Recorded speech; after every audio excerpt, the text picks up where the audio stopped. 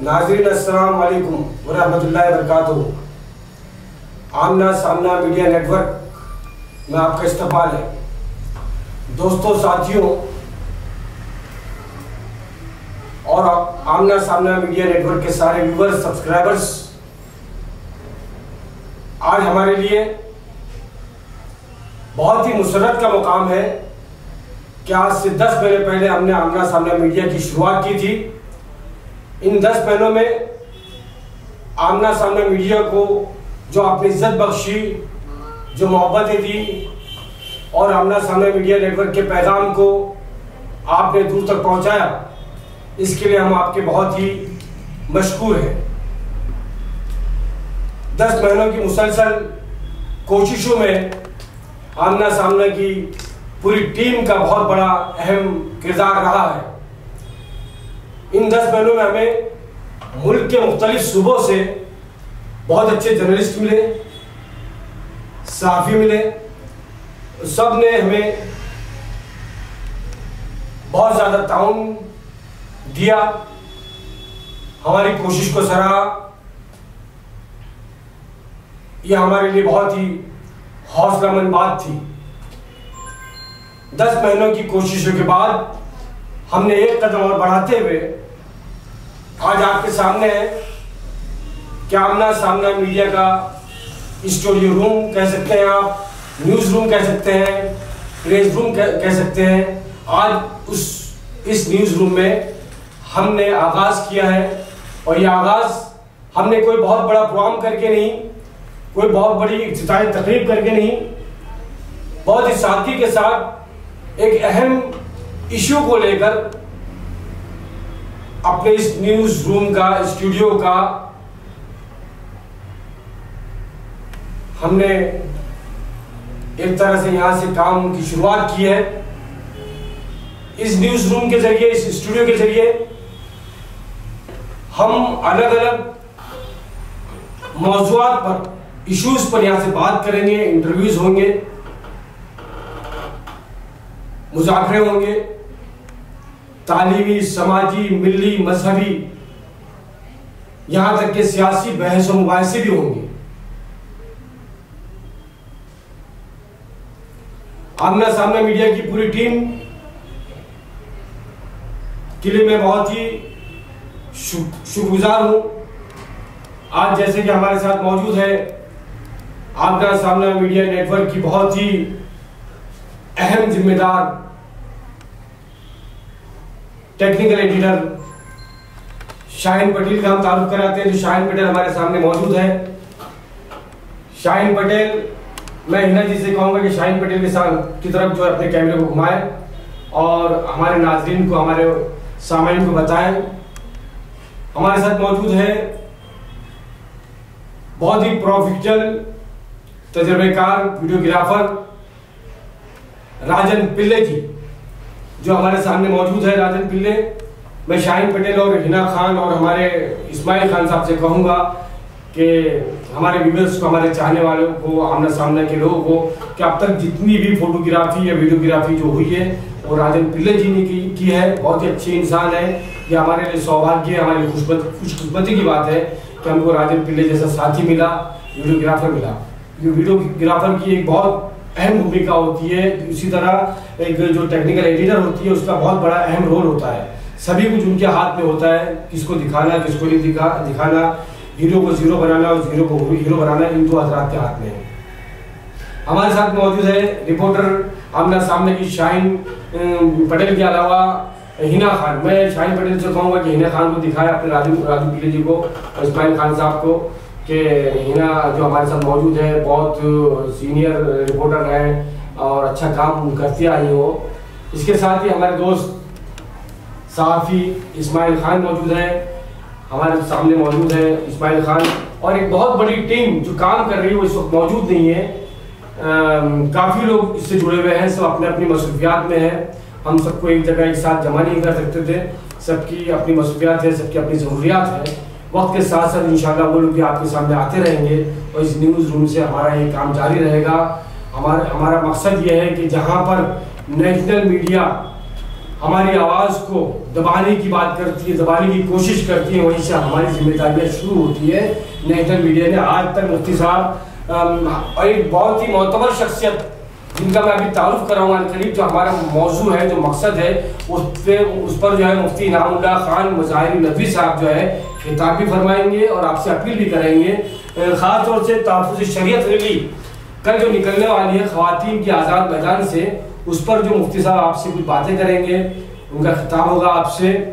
इससे पहले मैंने आपका तारुफ इन हज़रात से कराया।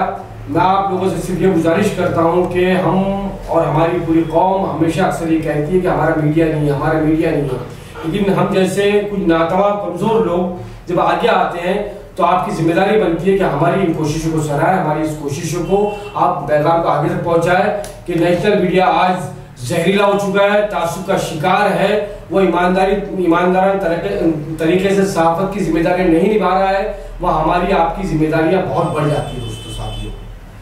खास तौर से सहाफ़ी हज़रात की बहुत जिम्मेदारी बड़ी हो जाती है।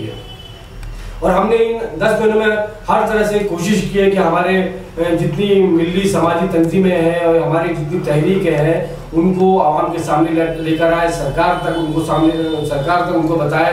हमने चाहे all India Muslim personal law board की जितने इजलास बॉम्बे में उसको कवर किया, उसको लोगों तक पहुँचाया, जमात इस्लामी के प्रोग्राम्स को, यहाँ तक कि जमीयतुल उलमा, मिली काउंसिल और जितनी बड़ी तंजीमें, छोटी बड़ी तंजीमें हैं, उनके प्रोग्राम्स को हमने लाइव करने की कोशिश की, आवाम तक लेकर जाने की कोशिश की। हमने इंसानी जो कुछ बुनियादी काम है, ज़रूरियात है, आम आदमी जिससे परेशानी वो कोशिश की हमने। ये बात ज़रूर है कि हमारे वसाइल बहुत कम है, हमारे वसाइल बहुत ज़्यादा नहीं, इन्हीं कम वसाइल में हमें काम करना है और वसाइल कि जो मसाइल जो हमारे सामने हैं उससे भी जूझना है और वो उससे हम तभी मुकाबला कर सकते हैं जब आप लोगों का ताउन होगा। आइए दोस्तों, मैं मुफ्ती इनामुल्लाह खान साहब मज़ाहिर नदवी से गुजारिश करूंगा कि ऑल इंडिया मिली काउंसिल की जानिब से और आमना सामना मीडिया नेटवर्क की पूरी टीम की जानिब से कल की तहफ़्फ़ुज़ शरीयत रैली के ताल्लुक से कुछ अपना खिताब फरमाएं कि उसकी ज़रूरत क्यों है, उसकी अहमियत क्यों है और आप क्या महसूस करते हैं।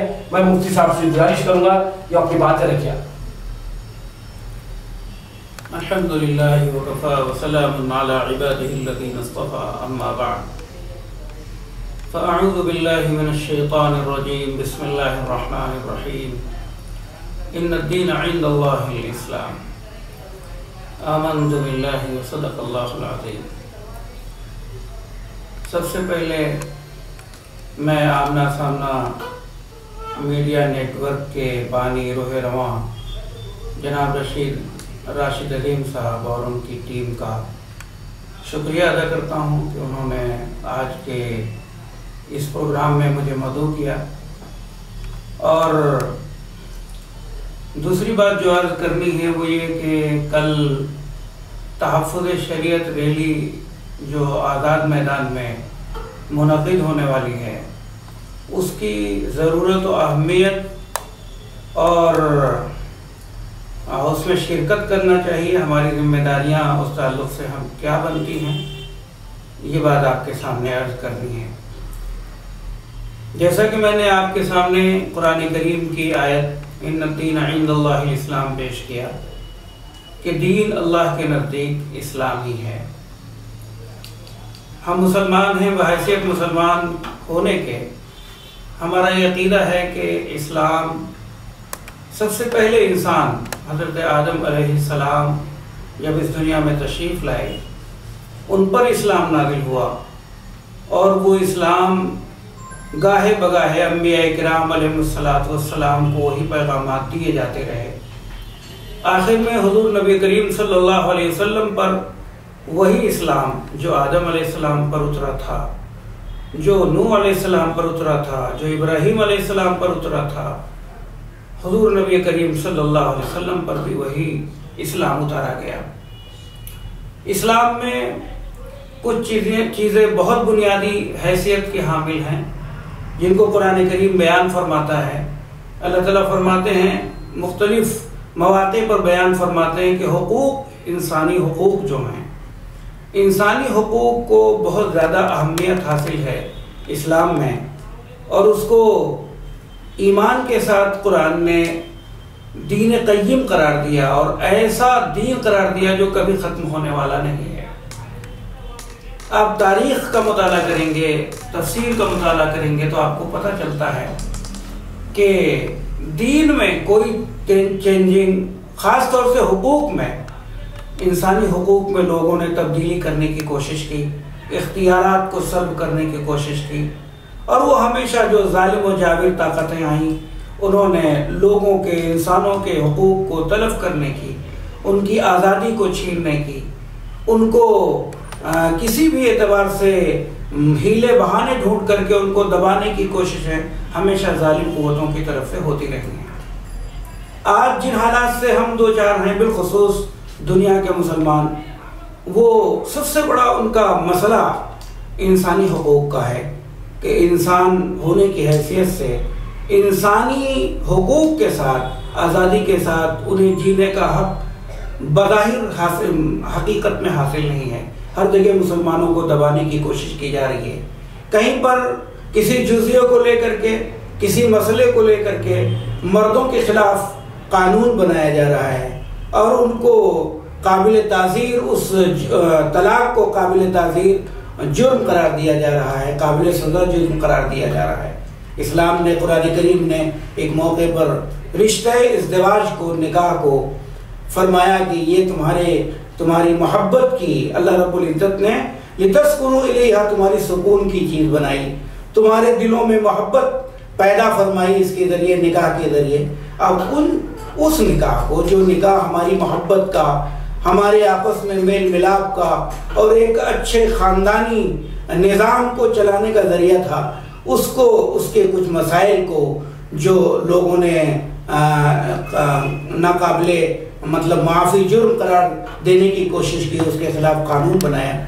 ये कानून जाहिर है शरीयत में एक तरह की मुदाखलत है और इसी के साथ साथ इंसानी हुकूक पर एक तरह पर छापा मारी है और उनकी आज़ादी को सल्ब करने की एक जद्दोजहद है। इसलिए इस ताल्लुक़ से मुसलमानों को ख़ास तौर से और तमाम इंसाफ पसंदों को जो ख़ानदानी निज़ाम के कायल हैं, जो मुआशरे को पुरअमन देखना चाहते हैं और इंसानी हुकूक के तहफ़्फ़ुज़ के कायल हैं, इंसानियत के तहफ़्फ़ुज़ के कायल हैं, उनको इस तरह की तहफ़्फ़ुज़ की रैलियों में सपोर्ट करना चाहिए, उसमें आगे आना चाहिए। ये तमाम लोगों की जिम्मेदारी बनती है।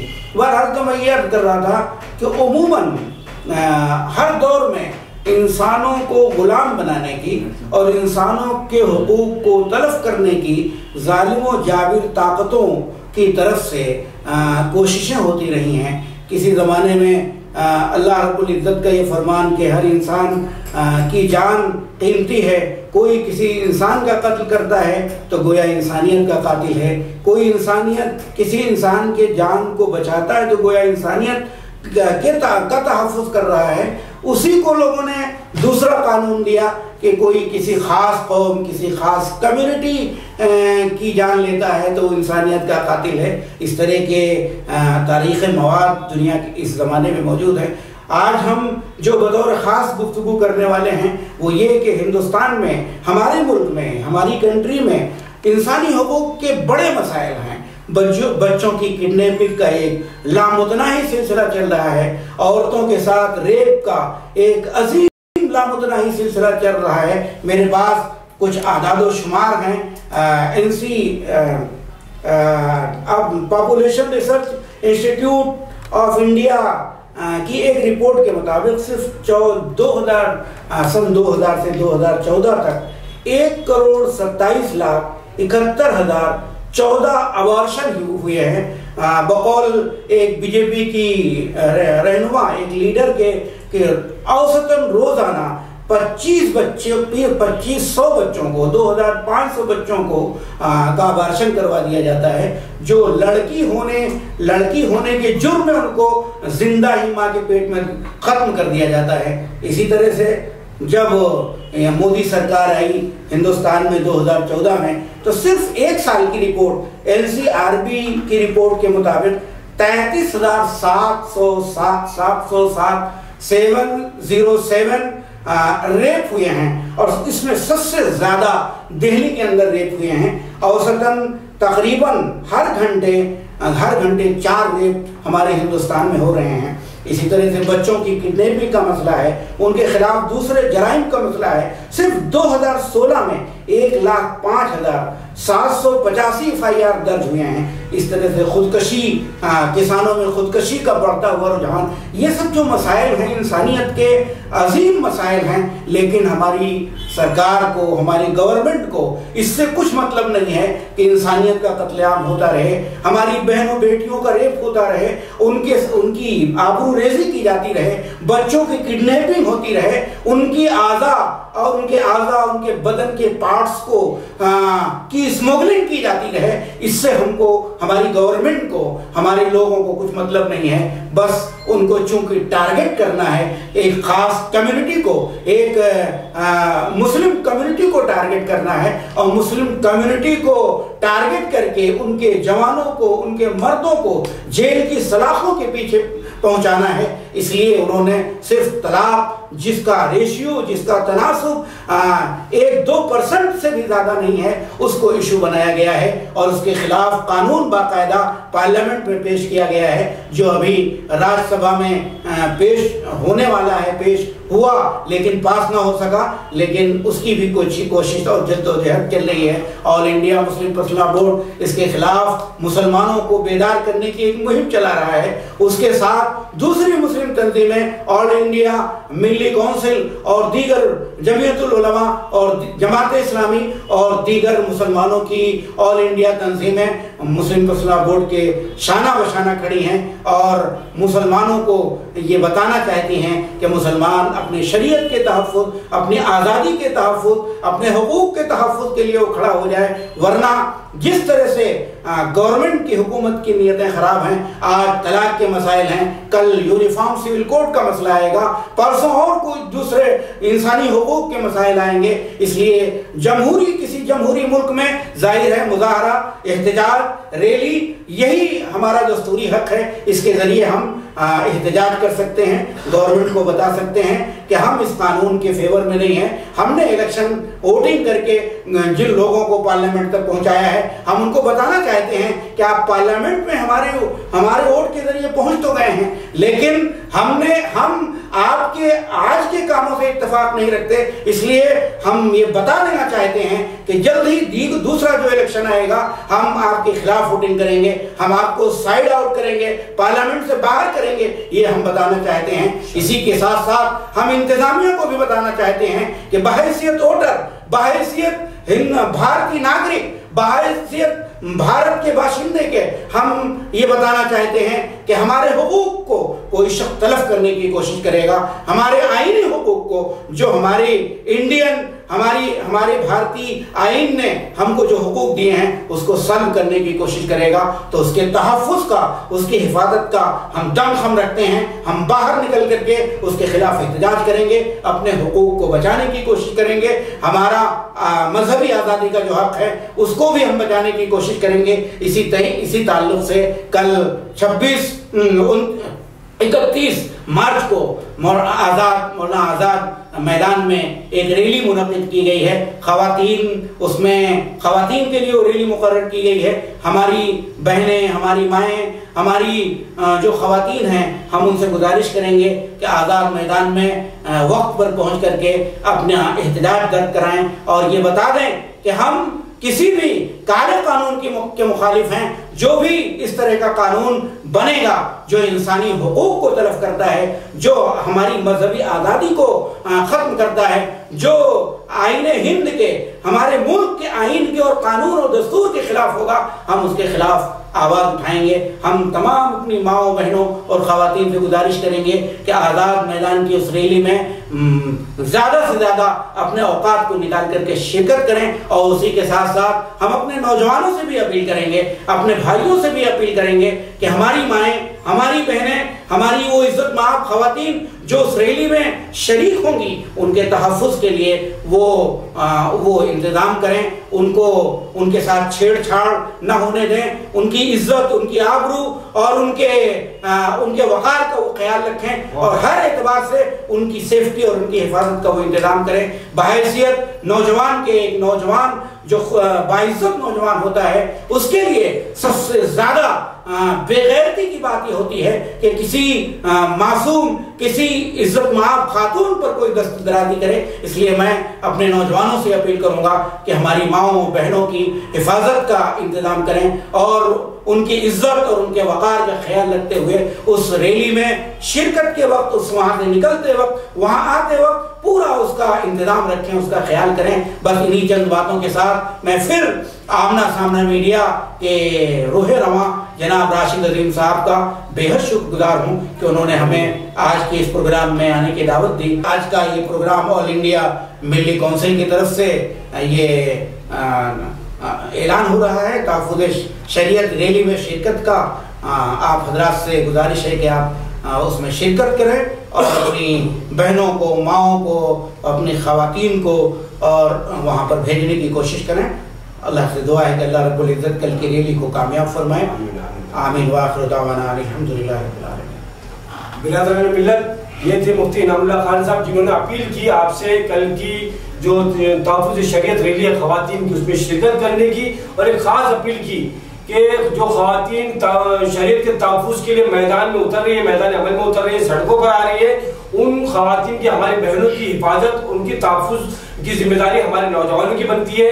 वहाँ पर ऐसी कोई बात ना होने पाए जिससे कि हमारी ख़वातीन की बेइज्जती हो या मिल्लत की बेइज्जती हो या हमारे दीन की बेइज्जती हो। तो उसका इस तरह से ख्याल रखा जाए। हर नौजवान का फर्ज है, हर नौजवान की जिम्मेदारी बनती है कि कोई भी जरा सी भी शरारत ना हो और शरारत करने वालों को रोका जाए, प्यार से समझाया जाए। अगर कोई नहीं सुनता है तो उसको पुलिस के हवाले किया जाए, ठीक है। बिल्कुल। और शरपसंदों पर भी निगाह रखी जाए। ऐसे मौके पर अपने आसपास हर तरफ जो है आपकी निगाह जो है बहुत ही गहरी होनी चाहिए। आपको नजर रखनी है कि कहीं कोई शरपसंद हो जाए, शरपसंदी न करे। और अगर ऐसा कहीं नजर आता है आपको तो बहुत ही हाय हल्ला न मचाते हुए किसी जिम्मेदार को खामोशी से बताएं कि यहाँ पर मुझे शक है, शुबा है, ये आदमी मुझे बेहतर नजर नहीं आ रहा है। खामोशी से, ऐसा ना हो कि निज़ाम धर्म भरम हो जाए और कोई अफवाह पे ध्यान न दे, ना अफवाहें फैलाए। इस तरह की हमारी ऑल इंडिया मिली काउंसिल मुंबई यूनिट की जानिब से ये आपसे अपील थी। मुफ्ती साहब ऑल इंडिया मिली काउंसिल मुंबई यूनिट के जनरल सेक्रेटरी अल्हम्दुलिल्लाह।